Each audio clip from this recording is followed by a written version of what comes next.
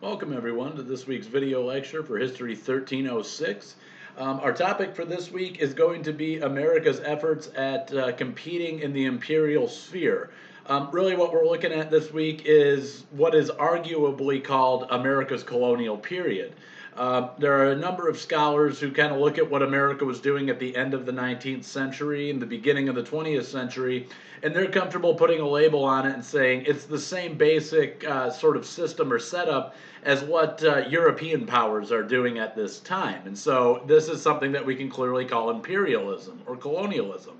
But there are others who argue that America never really fully exerts direct political control over foreign territories, and thus really what's going on in the early 20th century is America trying to expand its sphere of influence. They're trying to make sure that they're important in global economic schemes. They want to make sure they have some ability to control geopolitics. But ultimately what they're doing here is not actually building out an empire. So the use of the word empire is something that we as historians are still contesting. It's something that we talk about and people have discussions about these types of things. But the subject for this week is we're going to look at what America is doing to extend its influence on a more global scale. We're looking at what's going on domestically that's driving this push for overseas control. And most of what's going to start to push this process forward, you can certainly look at some other incidents at the end of the 19th century, namely when we look at the annexation of Hawaii, which is something we'll be talking about today. But really, America is being driven into this push for colonialism or imperialism by a global economic downturn. There's a major depression that occurs in 1893. And this is very, very, very difficult for the American economy and the American people. And so when you start to see poverty and difficulty driving up on the home front, it renews American interest in imperialism and global influence. They're going to look to outside the United States to try to bolster the economy. Essentially what's going on here is that the European powers that are in the imperial scheme, that have set up overseas territories in Asia and in Africa, they're weathering this global economic downturn quite a bit better. And so the United States takes a look at that and they see an opportunity there to sort of improve their futures as well. Really, we tend to look at the beginning of American imperialism, and again, Hawaii and its annexation is a little bit different story. There's a lot of different parties involved there, and the American business sector and independent sector had already been well established in the sugar industry there. So that's something we'll kind of treat as an outlying case. We can look at the real beginnings of America's imperial push as coming in 1898, and it's going to happen with a major event known as the sinking of the USS Maine. So this is what's going to drive America into its sort of a push for overseas control and overseas power. And it all begins in Havana, in the harbor of Havana in Cuba in 1898. There was an American ship there called the USS Maine, and it was anchored in the Havana harbor in February of 1898. And then basically out of nowhere, the ship explodes. It was rocked by an explosion that tears the bottom out of the ship. And at the end of the day, 260 American officers and sailors are going to lose their lives in the sinking of the USS Maine. Now, the reason that this boat is in Cuba, in the Havana harbor in the first place, is that Cuba is fighting a revolution against Spain. At this point in Cuba's history, they are still a colonial territory. And so they are fighting for independence from Spain. And the USS Maine is in Cuba because America, with it only being 90 miles off the coast of Florida, American business owners have a lot of investment in Havana specifically, and Cuba generally. And so that ship was there basically to protect American business interests in the midst of this revolution. Now, if we're being really, really honest, we still to this day have no idea who or what sunk the USS Maine. So there's a lot of different theories. Some people are going to say that it was the Cuban revolutionaries that actually blew up the USS Maine, and they did so because they could point a finger at Spain and get the United States involved in their war for independence. They were outgunned and outmatched by the Spanish military, and so this would be a way to draw the United States into the conflict. So that's one theory. The other theory is that the Spaniards, hoping to sort of send a message to the United States of stay out of our business here in Cuba. It's fine if you want to protect your business interests, but if you want to get involved in this revolution at all, you're going to have a serious problem. And so there are other people who blame Spain. There's still other people out there who have looked at it and said, actually, it probably wasn't Cubans or the Spanish. It was actually probably some faulty sort of packaging in the munitions hold, where an accident basically, something blew up by accident in the munitions hold of the Maine, and that brought the ship down. Now, this is going to lead to a new sort of trend in American journalism. There are two writers down there, two American journalists, and their names should sound somewhat familiar to you, especially the second. The first is William Randolph Hearst, and the second is Joseph Pulitzer.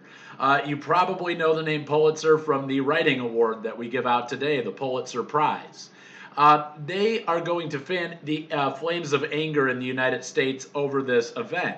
And this is a trend that we call yellow journalism. And what this is basically news, and I put that in quotation marks, that contains very little information and really no evidence whatsoever. The whole purpose of yellow journalism is to run sensational or eye-catching headlines that are designed to evoke emotion in the reader. And so the whole purpose of what Hearst and Pulitzer are doing down there in Cuba with the yellow journalism is they're with no evidence whatsoever saying Spain is responsible for this. This was Spain's doing, they sunk our ship. And again, they have no evidence of that. There's no concrete facts. And so what they do is they write these articles that are basically baselessly blaming Spain and then just talking about how awful the Spaniards are, how they're oppressing the Cuban people and keeping them basically in modern day slavery. And these are the kinds of things that American readers are going to be looking at. And it constantly goes back to statistics that seem like facts. 260 Americans needlessly dead. And it's all the fault of the Spanish. And so what this is going to ultimately do, this negative press coverage being directed at Spain, is it raises American anger. American people aren't learning any new facts about the sinking of the Maine. They're just getting really pissed off that they keep reading about how it's Spain's fault. And so ultimately, this would be one of the major factors that will drive the United States to declare war on Spain in the same year, in 1898. And this is the opening of the Spanish-American War of that same year. So, the president at this time is a Republican by the name of William McKinley.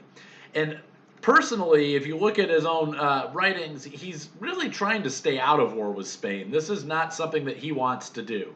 He sees it as needlessly expensive. Really, it's not the United States business what happens in Cuba, as far as he's concerned. But Democrats in Congress are going to basically force McKinley's hand.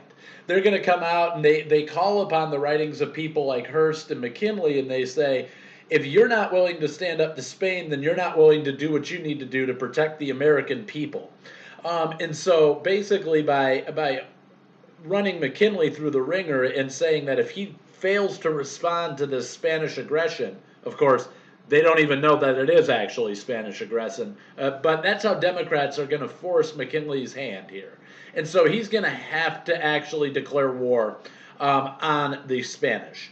And so the United States will become directly involved in the Cuban Revolution. And for the most part, the way this looks is outside of a few really famous battles like the charge at San Juan Hill that Teddy Roosevelt led with the Rough Riders, for the most part, the U.S. is there on the ground. They have Marines in Cuba, but they're just giving logistical support, financial support, and they are providing some manpower support to the Cuban revolutionaries.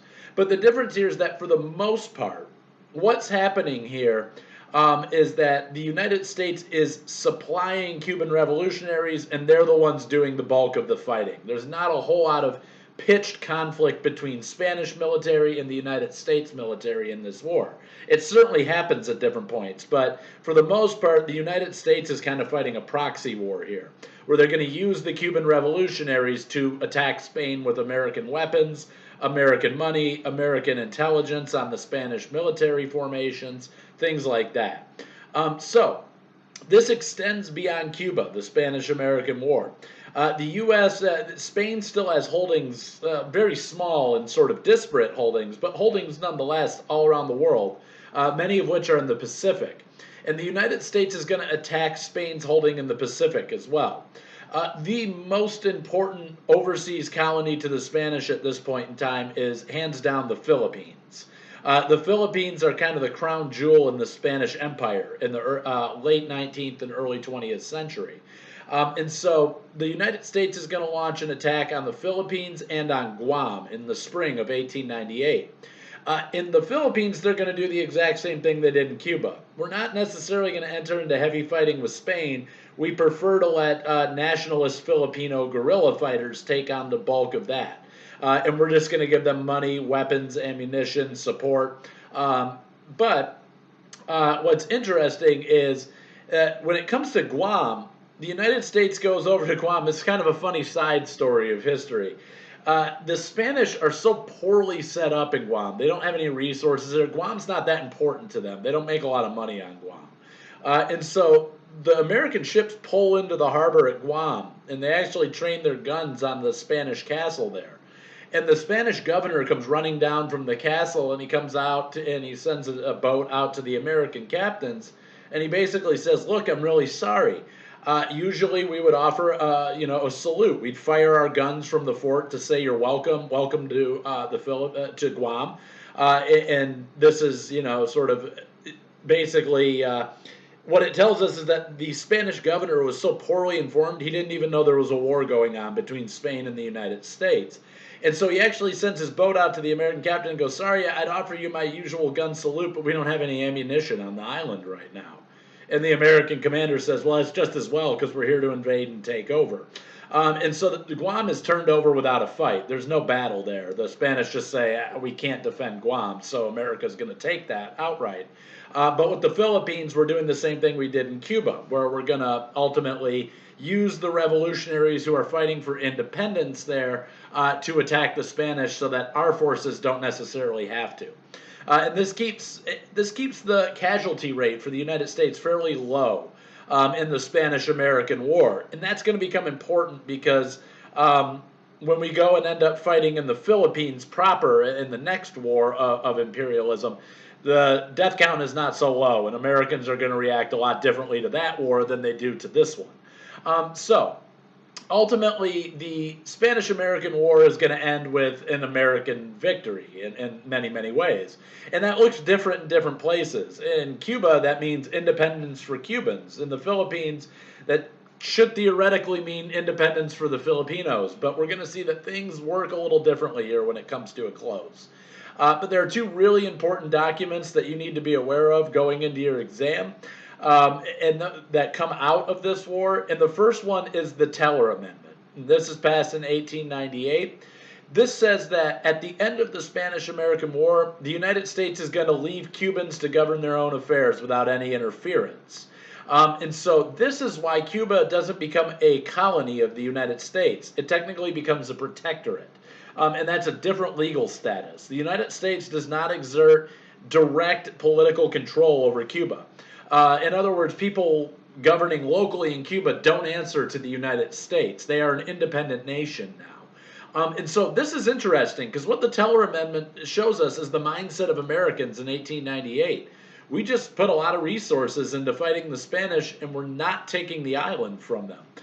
We're saying Cuba fought for independence. Cubans should have independence. And what it shows us is the mindset of Americans hasn't quite gotten to imperialism yet. Americans are always very anti-imperialistic on the surface.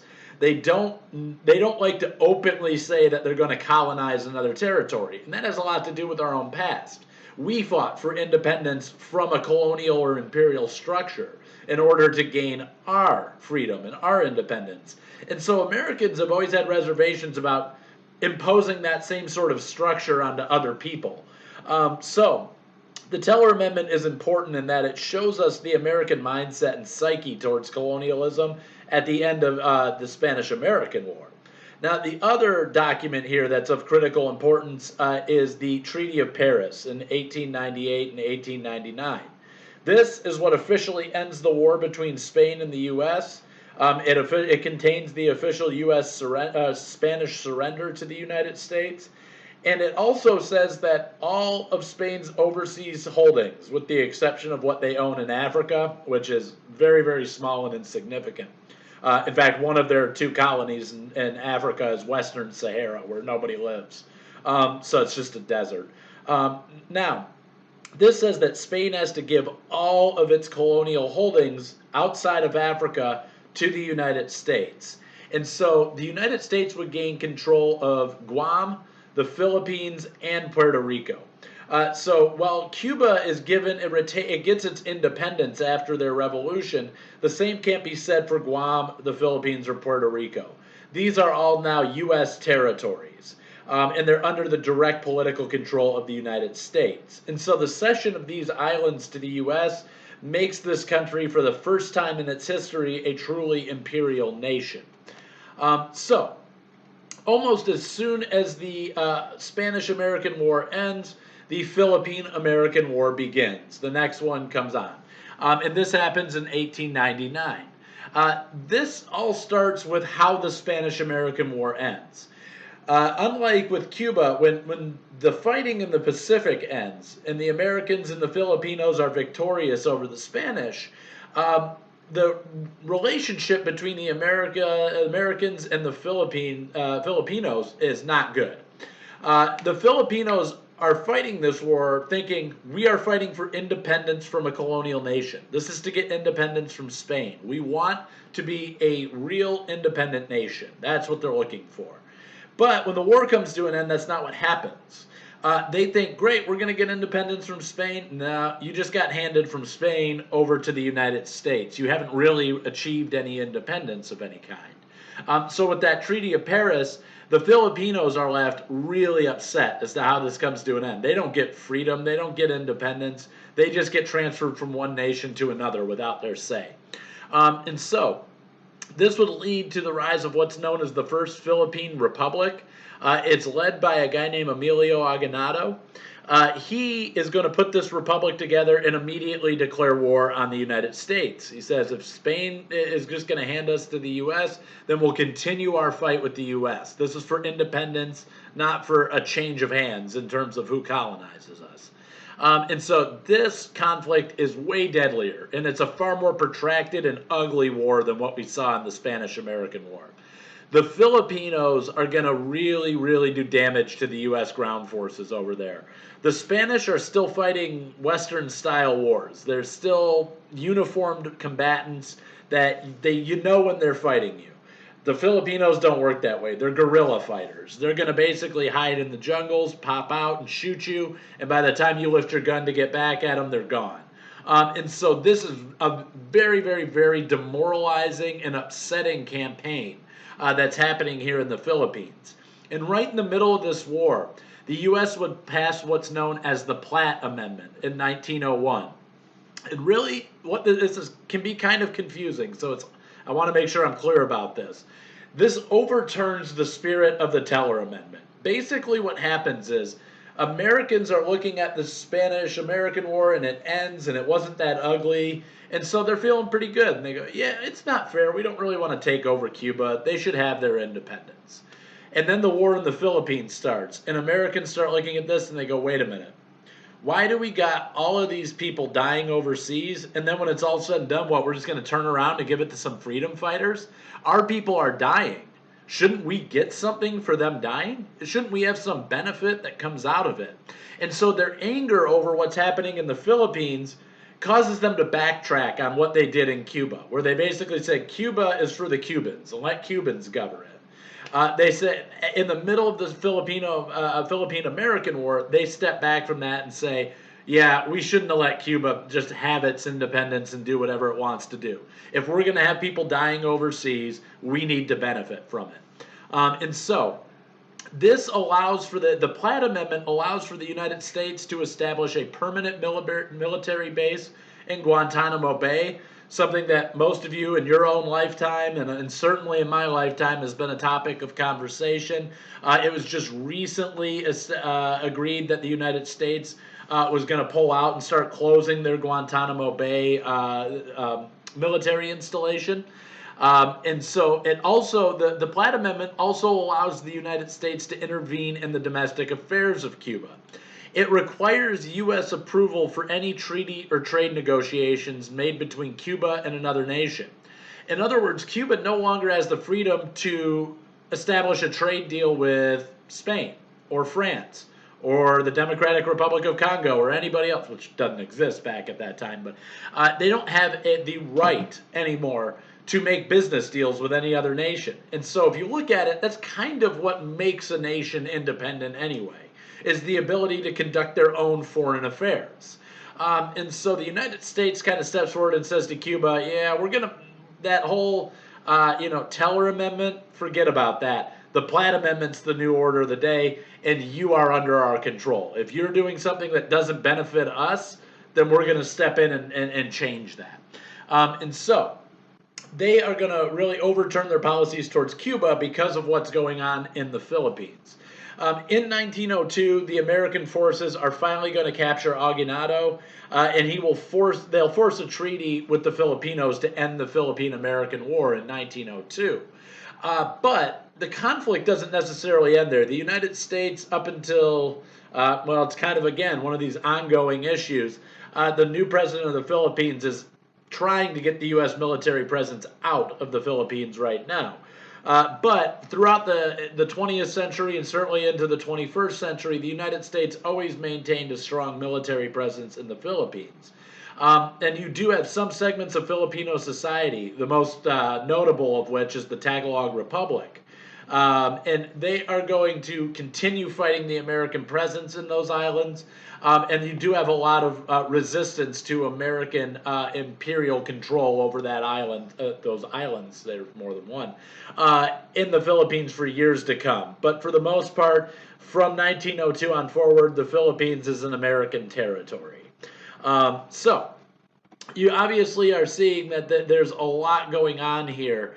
When it comes to how the United States is starting to engage with other areas of the world.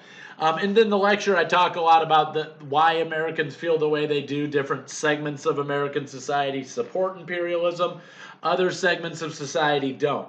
In the United States, just to put it from a historical perspective, and especially from my own perspective as an Africanist who studies true, real imperialism, the realest it comes in terms of late 19th and early 20th to mid 20th century Africa, and you look at the European colonization of Africa and Asia, that to me is true, and there's no doubt about it, that's true formal imperialism. But it's interesting to look at how the United States, they use the same exact justification, even though they're not building the same type of empire. They use the same justification that the Europeans are using as to why it's okay to go into somewhere else, conquer the people, and take their land. And so this is a notion known as the white man's burden. So McKinley, now his hand having kind of been forced into going out and expanding the United States' territory, he is going to play on a very pervasive social justification that's used all over the Western world as to why colonialism in the developing world is okay or justified. And imperialists are going to argue that it is the duty of civilized white nations like the United States to help bring underdeveloped nations out of poverty, barbarism, and incivility as the Western world sees it. In other words, it's the job of white nations into civilizing, and we always tend to put that in quotes in history because this is all very relative term. But the whole idea is that it's okay to go in and take their land and take their resources, because actually, that's not even what I'm here to do. That's like, that's an added bonus. Worry about the money end of it later. I'm actually doing a duty, and it's my job to come in and show people in Africa, in Southeast Asia, and all these other areas around the globe, this is how you should be living. You should be speaking a European language, English or French or Spanish or German. You should be practicing Christianity, not animism or polytheism or Hinduism or any other religion. And you should be wearing Western style dress. These are our gendered relationships and how we see things in our society. And so they call this whole thing, this idea, this notion, the white man's burden. And that's how they tend to justify what they're doing overseas, is that, well, it's actually not a benefit for us. I'm not doing it to pull all the palm oil I can out of Nigeria. I'm not doing it to get all the rubber I can from Congo. I'm not doing it to steal all the diamonds from Zimbabwe. I'm doing this because they're all living in backwards, uncivilized societies, and it's my job as a good, civilized Christian person to come in and show them how to live. And so you can see it's a pretty flimsy thing, right? But that is how they are justifying this push for colonialism. And America is no different from Europe. They treat these colonized areas the same way. But we do see quite a pushback against this in the United States because African Americans are acutely aware of the hypocrisy of this kind of notion. They actually come out. We see a lot of African American newspapers in the early 20th century start putting out political cartoons and articles about the black man's burden. And what they're saying is, look, the black man in this whole world, whether he's in America or Jamaica or still in Africa, has been segregated, disenfranchised, attacked in their own homes, forced into labor systems because of white supremacist ideology. And all the while, they are building the countries, the economies. They're putting people on their backs and carrying them. So if anything, it's really the black man's burden to put white people on their shoulders and carry their civilization forward because they're forming the laboring class. It's their resources that are going to build these nations.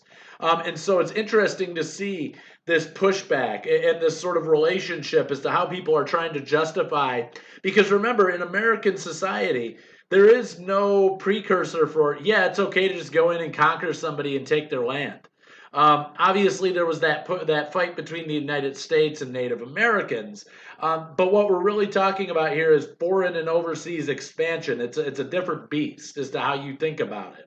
And the United States has never been okay with this concept. And so now they're doing mental gymnastics to try and figure out how to justify this. We've seen the United States actively getting involved in Cuba and then in the Philippines, so we're already in the Pacific. And America is going to get involved in China as well. And so China is kind of a unique case. And this is where we start to get into that gray area of what is America doing? Is this actually imperialism or colonialism? Or is this just good geopolitical posturing? Now, America had been sending missionaries to China since before the turn of 1900. It's been an ongoing process there. They've made very little inroads in terms of their influence there, though. But in the late 19th and early 20th century, we see a whole rush of European nations pouring into China and trying to open up trade relationships with China. This scares the United States because as far as the U.S. is concerned, China has always been within their sphere of influence in the Pacific. And for those of you unfamiliar with this concept of a sphere of influence, it's not technically controlled yet by the foreign power, but it's a territory with which a nation like the United States would enjoy exclusive political and trading rights. In other words, China only does business with the U.S. They don't do business with England. They don't do business with France. They just work with us. And that's how the United States viewed China at the end of the 19th century. But Europeans started challenging all this, saying, no, you don't own China. We can come in and do business there too. And so this scares the United States. And they start worrying about formal colonization of China. And they also start to see the writing on the wall with England making, an extended push to try to gain control of Hong Kong right around this time as well. So in response to all this, the U.S. Secretary of State, a guy by the name of John Hay, he circulates a plan for what is known as the open door policy in China. And this policy states that all countries could enjoy trade with China's markets. In other words, this was sort of it's a deal struck not so much with China. It has very little to do. China doesn't have a whole lot of say in this policy. This is a deal between the United States and European nations, where everyone says, look, we all need China. This is one of the richest markets on the planet. To have access to Chinese economics and market structures is to be in a very beneficial overseas trading position.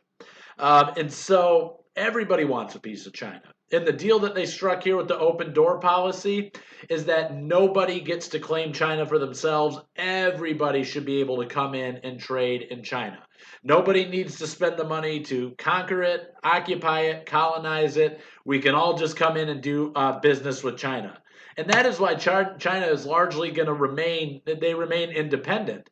The first nation to come in and colonize China in the 20th century is actually, if you overlook Hong Kong.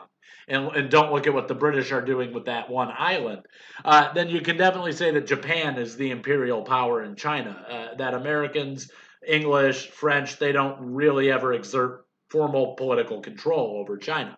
But that open door policy is going to remain in place, and it will come up again in our course when it's actually still in place when we get to the build up to World War II. So just something to be aware of there. Now, we're already over in the Pacific. We're dealing with East Asia, and the United States is not done in terms of their foreign policies as it comes to Asia there. They now have to deal with Japan. And Japan is a different beast altogether from China. But Americans don't fully understand that. Americans are not great at distinguishing, especially back in this time period. They're not great at distinguishing the difference between Japanese, Chinese, Korean, Vietnamese, any particular subgroup within Asia. As far as they see it, Asians are Asians. And so, really, what's happening there is Japan is not China. China is kind of a defeated nation. They'd had people messing with their borders for a number of years. They've had a lot of internal strife and schisms going on. They're sort of a downtrodden, defeated nation. Japan is the exact opposite. Japan is a growing, sophisticated, modern empire. And so this is a very, very different it's a different bag of oranges you're looking at here. You can't really compare China and Japan. And so what happens is the Russians and the Japanese go to war in 1904, 1905. They're fighting over control of Korea and one province in China known as the Manchurian province, which is up in the north of China. So this war threatens to undermine that open door policy that was just established in China. So Roosevelt needs to step in and help negotiate a peace between both the Russians and the Japanese so that this whole open door policy doesn't get thrown into flux. Now, one of the ways he's going to be able to affect this is start cutting deals with the Japanese on immigration to the United States. Japanese immigration to the West Coast was heavy at this point in time. You already saw the movement when we looked at westward expansion, the building of the railroads. We saw Chinese people coming into the western United States in huge numbers. But the Japanese followed shortly thereafter. They're kind of the new immigrant group coming to the West Coast. And so this resulted in Americans calling for an end to what they called the Yellow Peril, in which this is just what they called an influx of Asian citizens pouring into the United States. What Americans really want is a ban on all immigration from Asia. They want to exclude the Japanese from moving in the same way they excluded the Chinese a number of years before. Right after the building of the Transcontinental Railroad, we talked about it a little bit in that lecture, but the United States is going to pass what's known as the Chinese Exclusion Act back in 1882. This barred all Chinese migrant laborers from entering the United States for 10 years.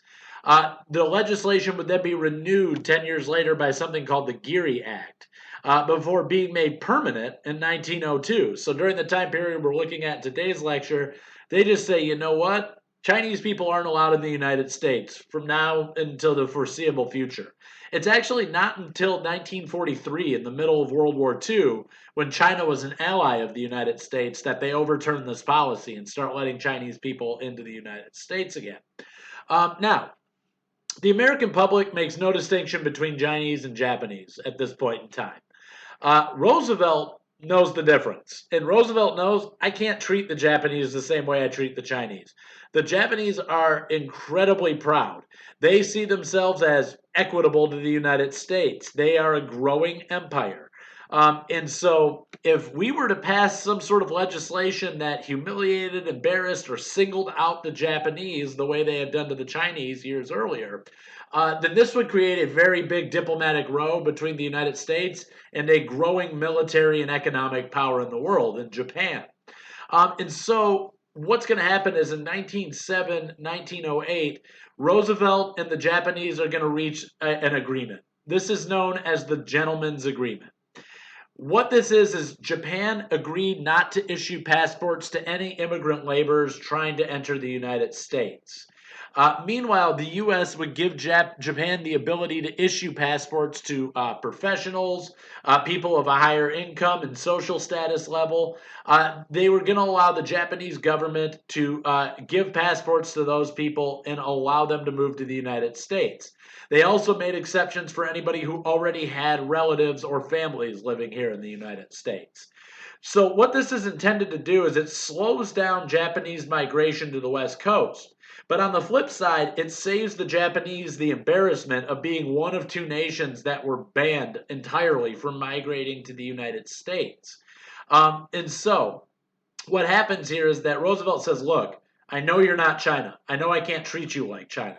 But my people don't know the difference. And as far as they're concerned, if I don't do something to slow immigration from Asia in general, then I can't, there's nothing I can do. I'm going to lose re-election. I'm not going to be able to keep a political career.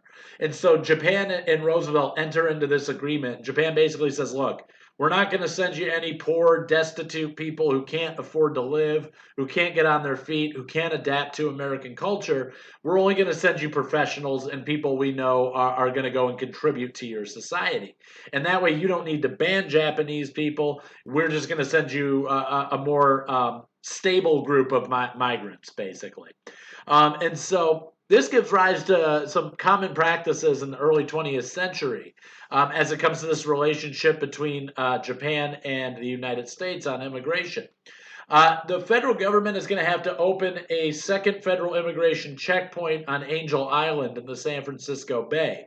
And so shows you the kind of numbers. Basically, they're building another. This way we have Ellis Island in New York Harbor. They're going to build Angel Island in San Francisco Bay to help process all of these migrants coming in.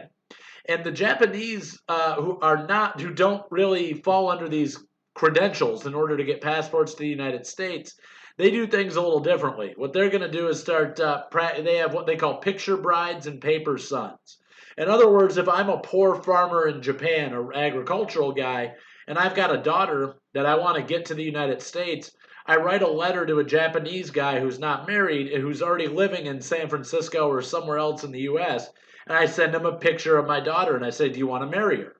And he says, yeah, she's pretty, well, it seems like a good match, whatever, okay. And basically they're like mail order brides, but they're going to be brought over, and that's how they can legally get into the United States.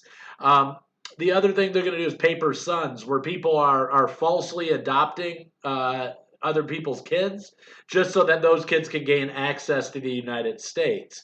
And so it shows you kind of the other avenues that people who don't have the means to get a passport issued by Japan are going to use to try to get over to the United States at this time. So that kind of wraps our discussion up on what's going on in East Asia, and we're going to turn our attention back to Latin America. Because what's happening in Latin America is, again, one of these things that makes it difficult to even define what the United States is doing on an imperial or colonial scale. They're not necessarily going into places in Latin America going, well, that's it. We control this area now. You answer to us. That kind of was an unintended byproduct when you look at Puerto Rico and Cuba. But there's other ways that the United States is going to exert their control in Latin America. And one of those ways is through economics. And this is all going to begin with the Panama Canal. So Teddy Roosevelt becomes the president of the United States in 1901. Interestingly, he largely runs on the strength of his reputation as a war hero from the Spanish-American War, leading the charge at San Juan Hill. But he immediately looks at constructing the Panama Canal. What this is, if you're unfamiliar with it, is a man-made waterway that links the shipping lanes of the Atlantic and the Pacific Ocean. The canal had actually been started a long time before that by a French architect by the name of Ferdinand de Lesseps. He was really well known for having built the Suez Canal in Egypt that connects the Mediterranean to the Red Sea. But this project never really gets off the ground because malarial mosquitoes are so bad in Panama that people working on this project are just dropping over left, right, and center. They're dying of malaria. So to really kind of just really reinstitute why this is an important function or feature of American colonial control is you've got South America. Panama's right like in between Central and South America, going down into South America. It's a small isthmus that you can go through. Well, you can't go through it until they build the canal. The idea is that up until the building of the canal, if you want to get from the Atlantic, make sure it's in the screen, from the Atlantic to the Pacific, you've got South America in between you. And you've got to sail all the way down around the south and then come back up to get into the Pacific from the Atlantic or vice versa. The Panama Canal allows you to go straight through the middle. And so you can just go bring a big shipping boat right through there. So advocates for this canal are going to say that it makes trade way more profitable and that it will protect American interests in the Americas. And so the new Panama Canal Company is going to be the one that it becomes responsible for building this thing. They get a $40 million bid from the federal government, and they're all ready to build this canal. But then the Colombian government, who, by the way, there is no Panama when these discussions are going on in 1903. It doesn't exist yet. It is part of Colombia. Colombia rejects the deal. So Panama is just a region of Colombia, and they have been agitating for independence since 1831. Excuse me. So, in 1903, Panama revolts against Colombia in a bid to become. They're trying to become a separate nation. The United States sees its chance now, and they come in and they give naval support to the Panamanian revolutionaries. And this would all end in when this revolution comes to an end. Panama is independent, and there's a treaty written known as the Hay-Bunai-Varia Treaty. What this does is it's signed in 1903, and it cedes permanent control to this strip of land that surrounds the Panama Canal to the United States. And so, from that point forward, this little strip of land where the canal is going to go through is American territory. It's American overseas territory. Now, the canal project is actually going to be completed in 1914. Interestingly enough, the way that they do this is they essentially bring in military planes and drop bug bombs all over the entire nation of Panama. And this actually has some negative environmental impacts on the Colombia and Panama. But it's a very rough project. It was not an easy build, and it was not until you went down there and just started bug bombing the place to treat for malarial mosquitoes that they were even capable of finishing this. In the 1920s, the United States was ordered to pay Colombia $25 million for interfering in the Panama Uprising. But the U.S. still got to they paid Colombia, but they still maintained control of the canal and all the adjacent areas around it. So, like I said, in order to deal with the malaria thing, there's a guy named Dr. William Gorgas. He is the one who connects mosquitoes and the spread of malaria together, along with yellow fever and other things. And he's the one who carries out this fumigation and eradication project down there in Panama. But when we look at the overall toll here, 5,000 Americans lose their lives building the Panama Canal. 4,500 of them are African Americans. What we're seeing here is that there is, again, an unequal distribution of resources, even when Americans are working on projects overseas. And so it's really the African Americans who are going to suffer most underneath the construction of the Panama Canal. But now you have this strip of land that's controlled by the United States, and you might be thinking, okay, so big deal, they built a canal. What does that mean? What that means is anybody who wants to do trade in the Americas, in the entire Western Hemisphere, if you want to do it profitably, you've got to use the canal. If you want to use the canal, who do you have to work with? The United States. You don't get permission from Panama. You don't get permission from Colombia. You get permission from the United States. It gives America informal economic control over what's happening in the Americas. So that leads us to our next legislation, and that is the Roosevelt Corollary. Now, with the construction of that canal, America has cemented itself as a world power, and they largely are saying that the canal itself was sort of a message to the rest, to pretty much Europe, more or not less. That's who they're trying to send a message to. And ultimately, the message is this is United States territory. You need to get out of the Americas. This is our business. You can go colonize Africa. You can play around over in East Asia, but we are in control of the Western Hemisphere. And so, what's happening here is the United States is going to take advantage of a problem over debt. Venezuela and to this day still has a serious number of outstanding debts in a global capacity. But Venezuela at this point in time owes really big debts to Italy, Germany, and Britain. And their tactic towards dealing with them was we're just not going to pay. And so the European powers all brought their militaries in. They brought their navies to Venezuela and they blockade the country with their navies. The Dominican Republic is kind of in a similar situation. They owe a lot of money to European powers, and they're watching this. And they actually go to Teddy Roosevelt and they say, hey, can you make us a U.S. protectorate like you did to Puerto Rico after the Spanish-American War? Because ultimately, we don't want this to happen to us. We'd rather live underneath American control than to have to put up with Italians or Germans or British or French or other people coming in and threatening us from Europe. And so they actually ask Teddy Roosevelt to become a protectorate. This gives him an opportunity. He reluctantly agrees. He doesn't really want the Dominican Republic. It's of very little interest to us. But what he does is he says, okay, this is an opportunity, and I'm going to articulate my foreign policy a little better. There had been something put in place in 1823 known as the Monroe Doctrine. I know I'm tracing it way back to History 1305. But what the Monroe Doctrine said is that European powers agreed that once they were kicked out of their colonies in the Western Hemisphere, they would stay out. They could not come back in and try to reconquer it. So the Monroe Doctrine's been in place since the 19th century, and a corollary is something you add on to an already existing thing or structure, or in this case, a law. So the Roosevelt corollary is tied to the Monroe Doctrine, and what it says is basically the Roosevelt corollary says that anytime there's a flagrant violation of international laws and policies in Latin America, the United States would step in and play the role of a police power, and they would intervene in the domestic affairs of those nations.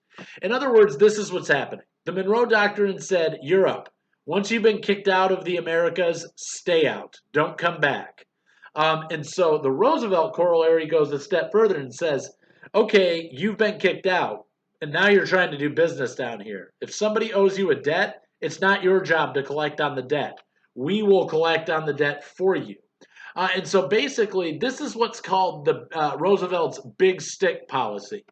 He says we should speak softly and carry a big stick. In other words, I'm not going to go to the Dominican Republic or Venezuela and say, hey, come on, guys, you really need to pay your debts. You've got to abide by international law. You've got to be respectful of these other nations and your trade treaties and your negotiations and all that, and blah, blah, blah, blah, blah. He says, look, I can talk all day at these nations. It does no good.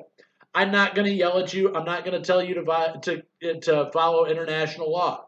Here's what I am going to do. When you violate it, we're done. You've blown your opportunity.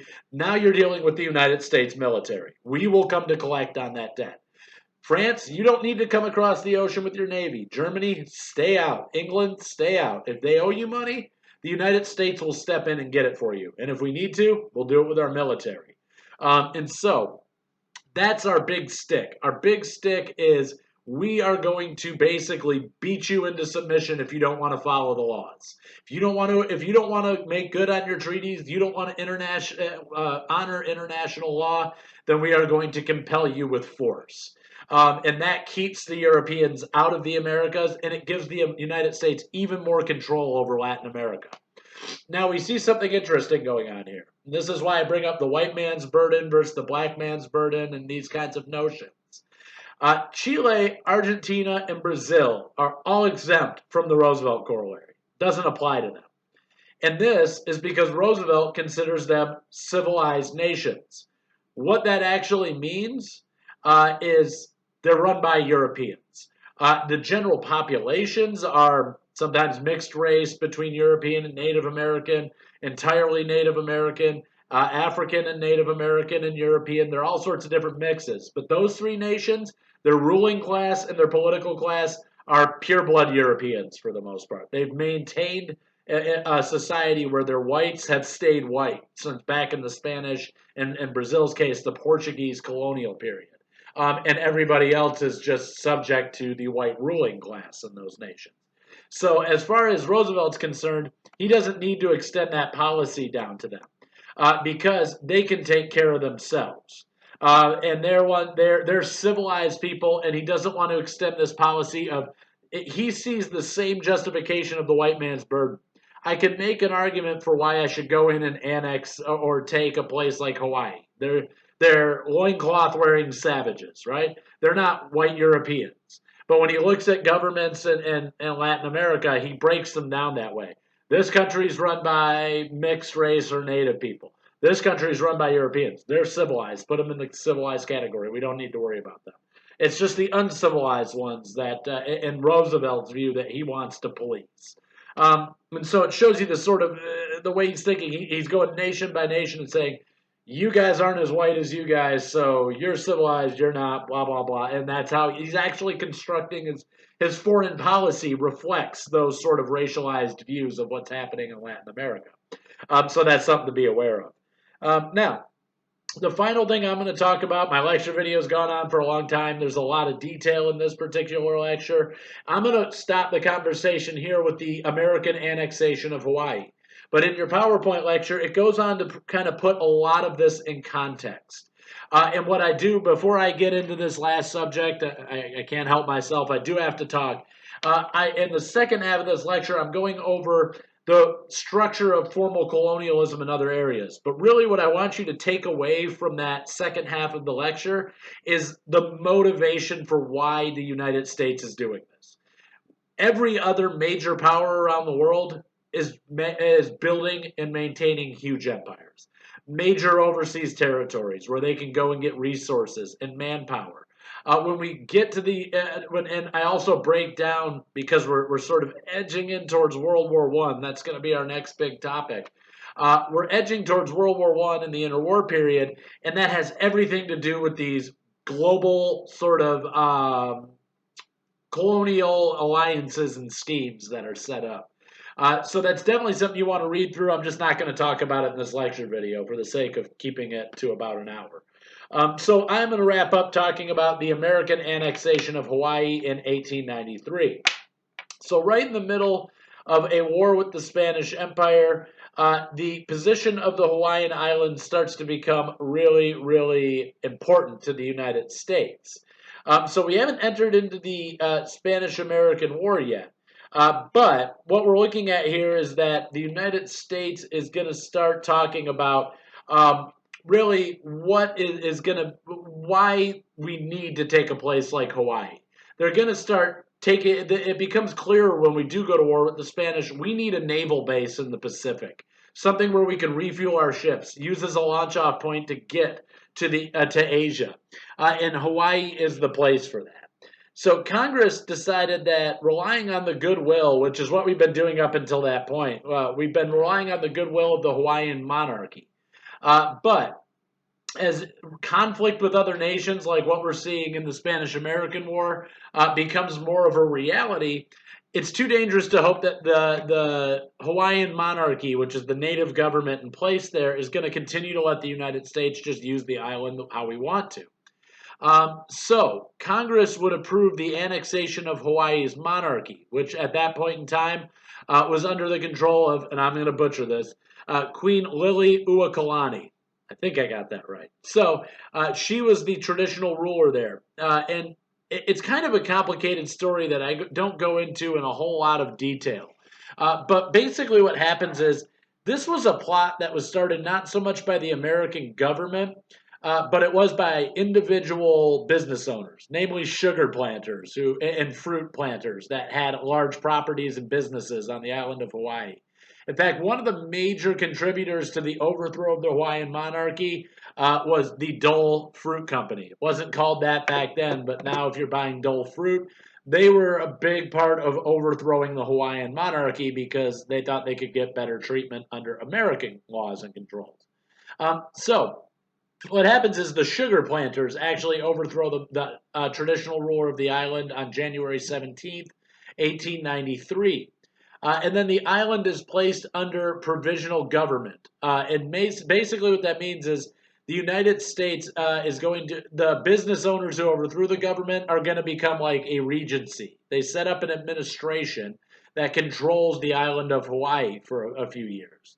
In 1894, Queen Liliuokalani tries to reclaim her throne, and she appeals to the United States Congress in order to do that. Now, the administration of Grover Cleveland, the president in 1894, determined that America had acted illegally. But the provisional government refused to return the islands to the Hawaiian monarchy. So the United States, the government's hand is going to be forced. And this is how we come to acquire Hawaii. In 1894, the United States is going to decide that's it, we should just annex it and take that territory for ourselves. And so they actually get some pushback against those American business owners. They kind of like the provisional government where they ran everything themselves. But they're going to have to submit to American law and governance there. But that's how the Hawaiian Islands that, make up our beautiful vacation spots here in the United States, that's how they're added to the United States territory. That's how they're added to our nation. And so we're going to annex those and later vote on them becoming states, those islands. But what you can see here is that the focus of the United States during this time is getting these key geographic and geopolitical points of importance. And this is going to be really important because the United States is always in this position in the early 20th century. We're always waffling. Should we be colonizers or no? Should we be for imperialism or against imperialism? It's kind of a tough call. Americans are real wishy-washy about it. But when World War I breaks out in 1914, and America is going to start to try and take this path of non-intervention, and it becomes more and more unrealistic that we can stay out of the war, we start to look at these overseas territories and go, wow, we are very fortunate we had these. Because if you're going to go and fight somebody in the Pacific, you better have a naval base in Hawaii. And so we're looking at, that's when we annex Hawaii, one of the first things we do is start developing the Pearl Harbor military installation. And so all of this is kind of a build up towards World War I. Definitely read through the PowerPoint lecture. It's not something your book addresses very well. This is something that is one of my areas of expertise. I'm an expert on British Empire.